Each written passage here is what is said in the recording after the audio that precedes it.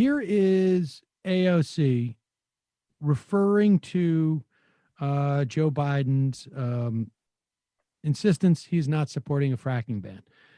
Now, in 2050, his plan calls for, by then, the end of reliance on fossil fuels, period, end of story. That, I think, frankly, in my opinion, is too long of a time horizon. I think it should be earlier. I think we could do earlier. But when they talk about a ban on fracking, nobody says, like, nobody puts a timeline on that either. I think we should be able to do quicker than 30 years. Some people say that's a ban on fracking in practice, not necessarily in rhetoric. Here is AOC responding to that question. To be completely candid, Vice President Biden's position on the issue of fracking has been confusing. During the primary, he sounded supportive of a ban. On Saturday, he told voters in Pennsylvania, quote, "I'm not banning fracking, period." It sounds like now he's on the other side of this issue from you. Does it bother you?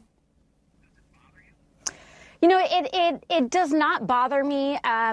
I believe, and I have a very strong position on fracking. The science is very clear. The methane emissions from fracking are up to 64 times more powerful than CO2 emissions at trapping heat in the air. And just from a perspective of stopping climate change, there is a scientific consensus. However, that is my view. Vice President Biden has made very clear that he does not agree with a fracking ban. And I consider that, it will be a privilege to lobby him should we win the White House. But we need to focus on winning the White House first. And I'm happy to make my case, but I also understand that he is in disagreement on that issue. Do you worry that his opposition to a fracking ban is going to hurt young voter turnout? Well, I believe that young people right now have a very disciplined activist mindset, and they are not here with the intent of voting for their favorite person or voting for, someone that they think is perfect as president. I think young people are actually quite disciplined and quite realistic and pragmatic in their vote, and they want to vote for who they are going to lobby.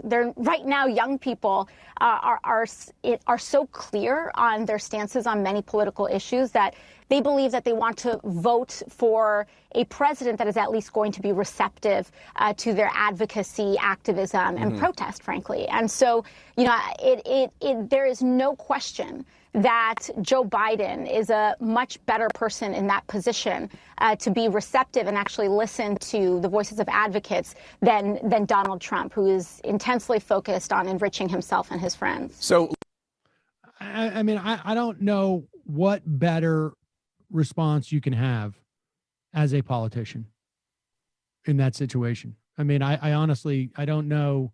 And the idea that we have a politician who is at least willing, and she did that when she came on this program too, when we were talking about the HEROES Act.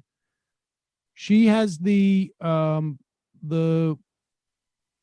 don't know what you call it, the ability to be frank enough with, like, look, I'm not going to pretend that this isn't part of the process and sell the process on its own terms. I have not seen a politician who is willing to come up there and say, this involves some measure of compromise. And that compromise is, we're not getting what we want in Joe Biden. We're getting the opportunity maybe to get what we want with Joe Biden, as opposed to foreclosing that opportunity with Donald Trump. There's no doubt in my mind that if Joe Biden was proposing a fracking ban, that there would be 5 times the number of stories on CNN by Jake Tapper or whomever saying this could be why Joe Biden's going to lose Pennsylvania because of the fracking ban. Yeah, Tapper's good at splitting the left, but the fact of the matter remains that there's a reason AOC ran against a Democrat like Crowley, and there's a reason she did it in the Democratic Party. And frankly, there's no contradiction here. Right. And the thing is, he's trying to split the left, and she completely, it seems to me, neutralizes it. And the flip side of that is it becomes a huge story that Joe Biden is pushing a ban on fracking in Pennsylvania, he's going to lose Pennsylvania. And that becomes the big story. And they pushing it. That's the way they discipline. They don't have the opportunity to discipline people about taking that stance on fracking. And it leaves open the opportunity, because it's one thing to take a position on, it's another thing to actually do it. Right. And to actually do it, you're going to need a lot of agitation and a lot of political pressure on you in office. It's far more likely we're going to get the political the pressure in this circumstance than in any other, it seems to me. But do you think she's right about young people? That they're that disciplined?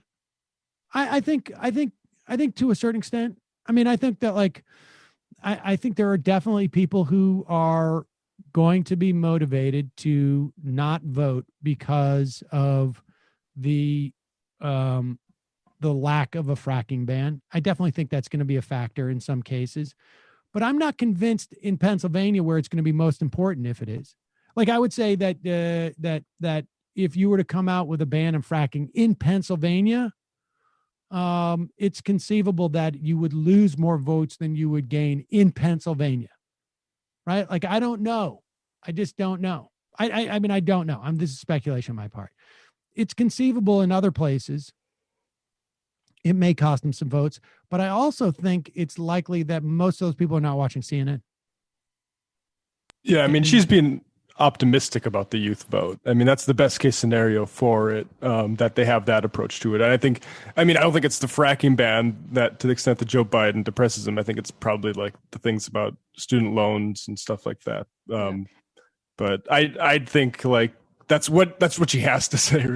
Yeah, Right. and to the degree that young people are watching, it's actually a pretty smart way to talk to them, right? Because Of course. AOC is saying young Be people disciplined. have a disciplined activist mindset, and what disciplined activists do is they vote for Biden and oppose him from day one. And you don't want to disappoint AOC, do you? No, I Like, think whether or not you agree with her I don't. politics, she's very smart. I think that's exactly what she's doing, and I think it's smart. And look, I still think we're going to see close, if not 2008 levels. I think we're going to see probably the second best youth turnout that we've had. And I think we had the best youth turnout. I think was 08 with Obama. So it's not necessarily like, and 8 years has made a big difference, I think, in terms of how politicized younger people have gotten.